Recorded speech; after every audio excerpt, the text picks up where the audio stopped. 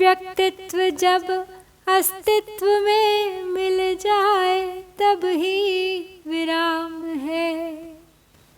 यह विश्व तुझ में व्याप्त है, तुझ में पिरोया सा हुआ। तू वस्तुतः चैतन्य सब तुझ में समाया सा हुआ। जो घट में अंतः बाह्य स्थित सर्वगत आकाश है, त्यों नित निरंतर ब्रह्म का सब प्राणियों में प्रकाश है। नमस्कार, भारतवाणी से मैं कविता स्वागत करती हूँ आप सबका अष्टावक्र महागीता पर आधारित मेरी इस श्रृंखला की छठी कड़ी में। तो प्रथम प्रकरण से लेकर साक्षी भाव की प्रेरणा स्थित होकर अपने चैतन्य स्वरूप में अब चलते हैं दूसरे प्रकरण की ओर, जिसका नाम है आश्चर्य। आश्चर्यचकित है जनक जी कि जो सच लगता था उन्हें अब तक वो झूठ निकला, और जिसके बारे में कभी सोचा नहीं था वही शाश्वत सत्य निकला। अब एक दिए से दूसरा दिया जलाने का अनुभव तो आप सभी को होगा। क्या तुरंत हर दीपक जल जाता है? नहीं, क्योंकि अभी वो तैयार नहीं है जलने के लिए। संभवतः ठंडा है, गीला है, सूखा है, या फिर तेल ऊपर तक पहुंचा नहीं है अभी। उसी प्रकार अपने मन मंदिर का दीपक जलाना, अपने आत्म स्वरूप को जागृत करना बिना तैयारी के नहीं होता। कभी कभी तो कई जन्म लग जाते हैं। और जनक जी को अब जब मिला है अष्टावक्र जी जैसा प्रदीप्त पुंज, उनका सानिध्य सुना है उनसे, उन्होंने आत्म स्वरूप का उपदेश, तो हो उठे हैं वो भी प्रकाशमय। क्योंकि जनक जी की तैयारी थी, क्योंकि वो तैयार थे, तो वे स्वयं ही अनुभव की उस यात्रा में उतरते चले गए। कुछ ऐसे ही अनुभवों से गुजरेंगे हम आप भी। चलिए प्रारंभ करते हैं इसी आशा से दूसरा प्रकरण आश्चर्य। अहो निरंजनः शांतो बोधो अहम प्रकृते परः, एतावन्तमहं कालं मोहेनैव विडम्बितः। बोध स्वरूपी मैं निरंजन, शांत प्रकृति से परे, ठगित मोह से काल इतने व्यर्थ संस्कृति में करे। आश्चर्य है कि सभी दोषों से परे हूँ मैं, अर्थात निरंजन हूँ। सभी प्रकार के विक्षेपों विक्षोभों से परे हूँ मैं, ज्ञान स्वरूप हूँ, इस प्रकृति से पूर्णतया परे हूँ। फिर भी आज तक इतना समय बीत जाने के बाद भी, अर्थात जन्म जन्मांतरों के बाद भी, मोह के अज्ञान के कारण मैं अब तक छला जाता रहा हूँ।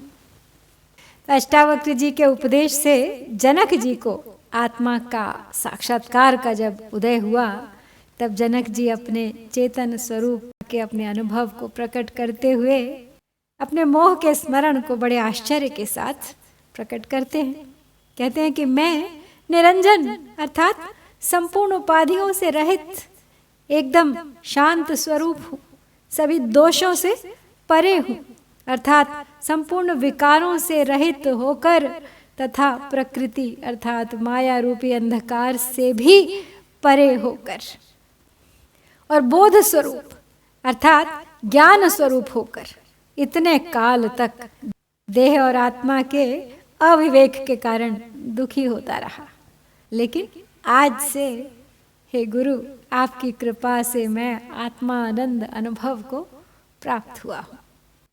जिस आश्चर्य की प्रतीति या जिस ज्ञान का अनुभव उन्हें अब हुआ, वो पहले कभी नहीं हुआ। फर्क यही था कि अब वो तैयार थे। बरसों कथा प्रवचन सुनने के बाद भी परीक्षित जैसा नहीं घटता सभी के साथ। परीक्षित से जुड़ी हुई एक कथा है यहाँ पर कि मृत्यु के भय से वो व्याकुल थे। उन्हें श्राप था एक तपस्वी का कि 7 दिन के भीतर ही भीतर सर्प दंश से यानी सांप के काटने से उनकी मृत्यु हो जाएगी। भयभीत भी थे, लेकिन ये पूरे 7 दिन अपनी मृत्यु की प्रतीक्षा में या अपनी मृत्यु को टालने के लिए उन्होंने जो भागवत की कथा सुनी तो वो भय न जाने कहाँ चला गया। अब मृत्यु रूप तक्षक उनके सामने भी आ गया तो भी उन्होंने अपने आप ही अपना देह त्याग कर दिया। विश्वास हो गया था कि शरीर मरण धर्मा है और आत्मा मरती नहीं। शुकदेव जैसा गुरु हो और परीक्षित जैसा श्रोता हो तभी ऐसी घटना घटती है। बिल्कुल यही जनक के साथ भी हुआ। उनकी परम जिज्ञासा में अष्टावक्र द्वारा दिया गया ज्ञान बिना समय लिए प्रकाशित हो उठा। एक सच्चे गुरु के उपदेशों ने जब समूची दृष्टि ही बदल दी, दृष्टिकोण ही बदल दिया, तो जो दिखा वो आश्चर्यचकित कर देने वाला था। अहो, आश्चर्य का अर्थ ही है कि ऐसा तो कभी सपने में भी नहीं सोचा था। कमाल हो गया, जिस 10वें को ढूंढने में जीवन बिताया वो कहीं कोई और नहीं, मैं स्वयं था। जिस खजाने को उपासना के द्वारा तीर्थ तीर्थ मंदिर मंदिर ढूंढता रहा वो तो मेरे अपने ही घर में था। स्वामी राम तीर्थ के शब्दों में, न मैं बंदा न खुदा था, मुझे मालूम न था, दोनों इल्लत से जुदा था, मुझे मालूम न था। तो महर्षि अष्टावक्र द्वारा दिए ज्ञान ने जनक को आश्चर्यचकित कर दिया और जनक को अपने स्वरूप का ज्ञान हो गया। उस कारण का स्पष्ट पता चल गया जिसके फल स्वरूप जन्म जन्मांतरों की भटकाव भरी यात्रा करनी पड़ी। प्रकृति के धर्मों को स्वयं में आरोपित कर अकिंचन बनने का कारण मोह के अलावा कुछ नहीं है, और यह मोह ठगता रहा। इस श्लोक के अंत में कहते हैं जनक जी कि ये मोह मुझे ठगता रहा। मोह ने जो जैसा था उसे वैसा नहीं दिखाया, उसके विपरीत दिखाया, सत्य को असत्य और असत्य को सत्य। लेकिन अब अनजाने में ही वो ये कह रहे हैं कि अब तक तो मैं ठगा गया बहुत, लेकिन अब मेरा मोह नष्ट हो गया है, अब मुझे कोई ठगने वाला नहीं, अब मैं किसी के झांसे में आने वाला नहीं। यथा प्रकाशयाम्येको देहमेनं तथा जगत् अतो मम जगत् सर्वमथवा न च किंचन।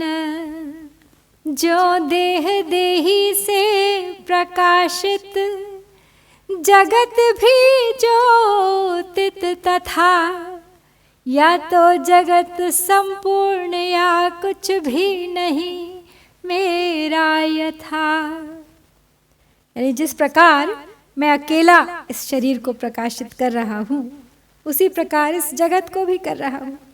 इसलिए या तो यह संपूर्ण जगत मेरा है या फिर कुछ भी मेरा नहीं, अर्थात ये शरीर भी मेरा नहीं।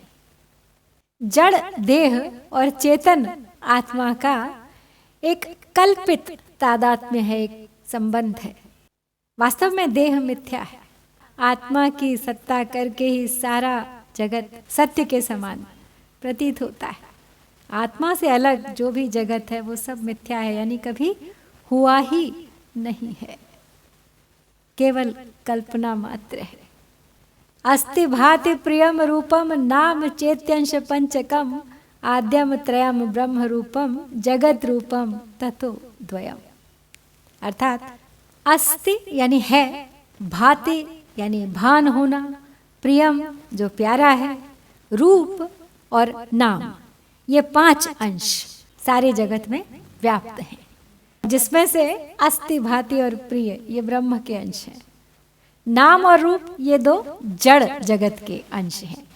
यदि नाम और रूप को निकाल दिया जाए तो जगत की कोई वस्तु भी सत्य नहीं रहती। जगत में है क्या?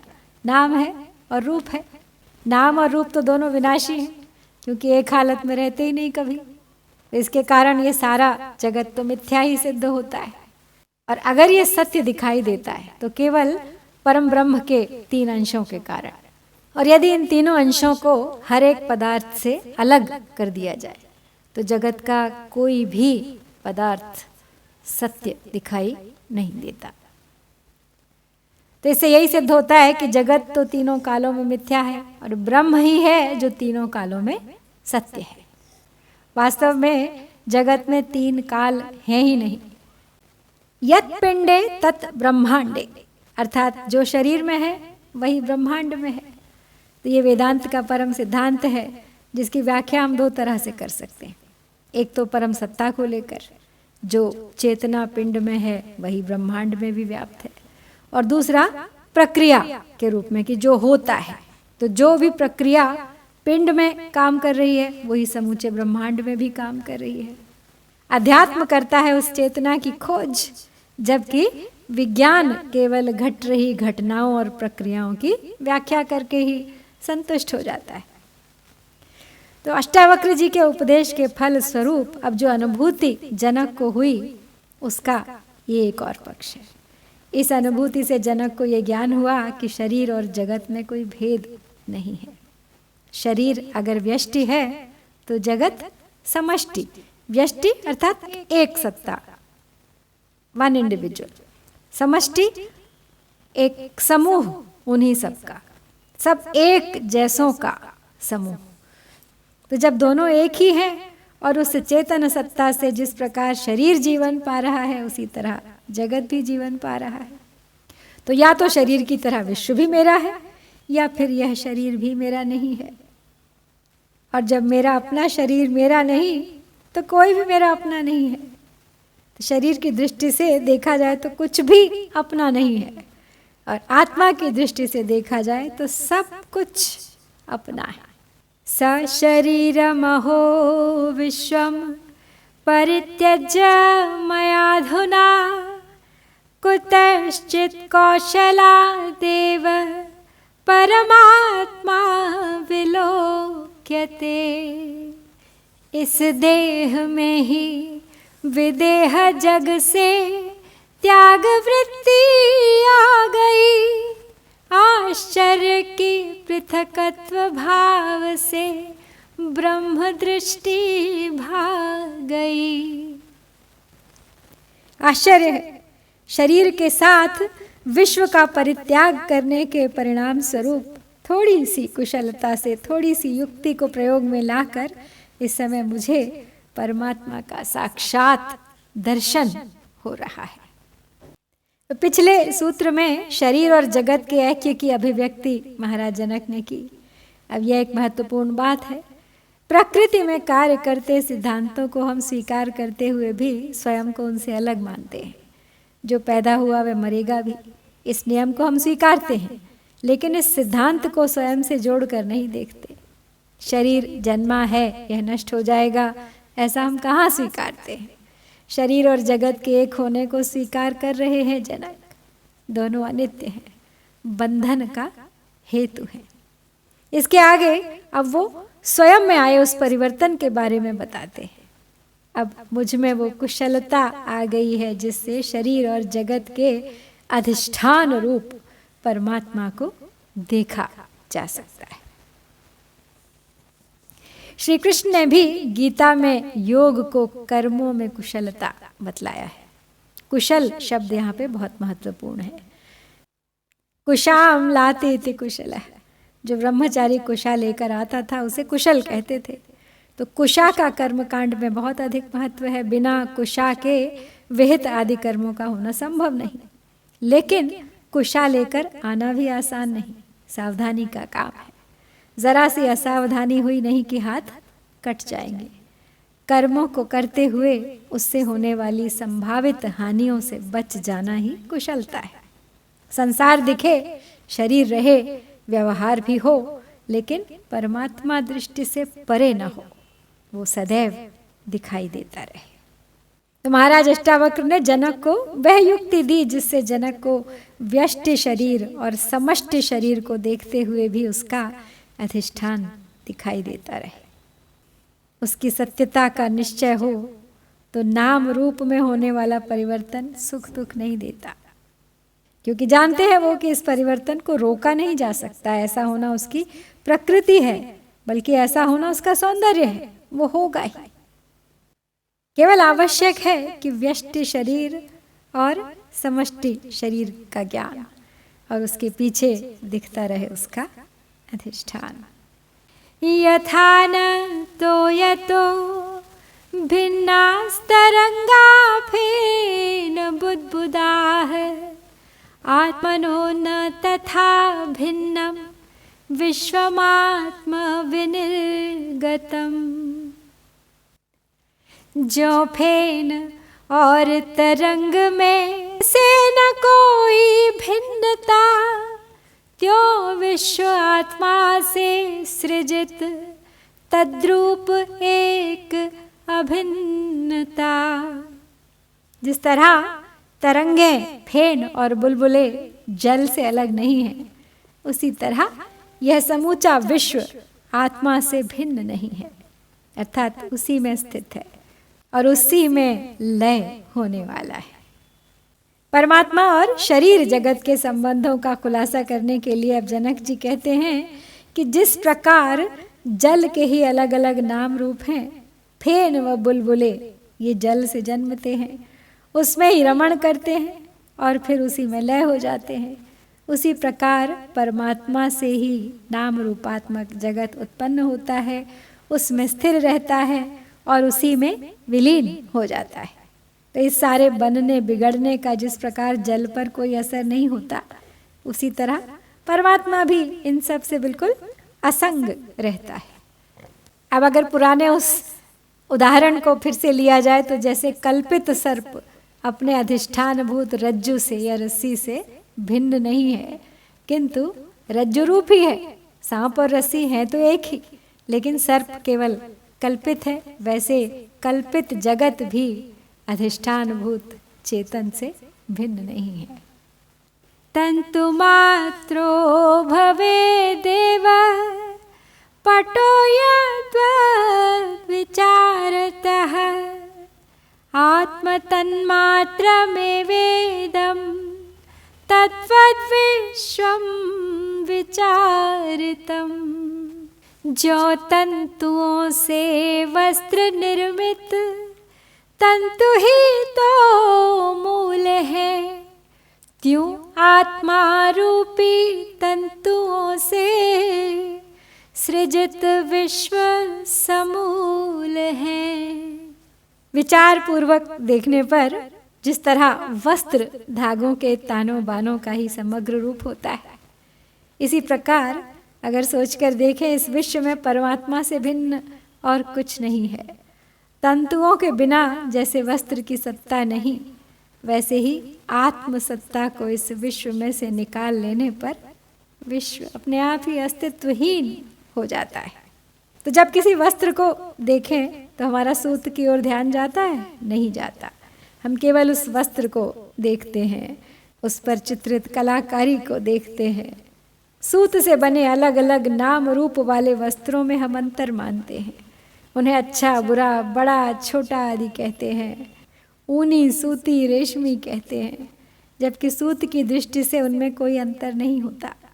सूत के अलावा कुछ भी तो नहीं होता वस्त्र। इसी प्रकार विश्व की रचना पर यदि विचार करें तो वह परमात्मा के अलावा कुछ भी तो नहीं है। आत्मा ही तो है, विश्व तो है ही नहीं। जैसे सूत में विभिन्न वस्त्र प्रतीत होते हैं, वैसे ही आत्मा में यह संपूर्ण जगत का सत्य है।